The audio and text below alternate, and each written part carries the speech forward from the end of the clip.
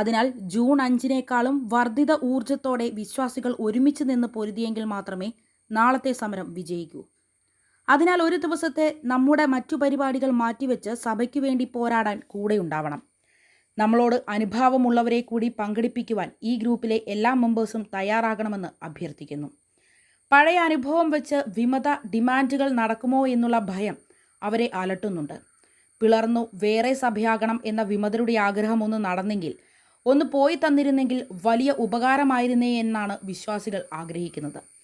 4 വർഷമായി ഈ മനസ്സിലിരിപ്പ് കൊണ്ടു നടന്ന് പോരടിക്കുന്നു. മാർപ്പാപ്പയെ ധിക്കരിച്ച ഒറ്റ കാരണത്താൽ ഇവരെ സഭയ്ക്ക് പുറത്താക്കാം.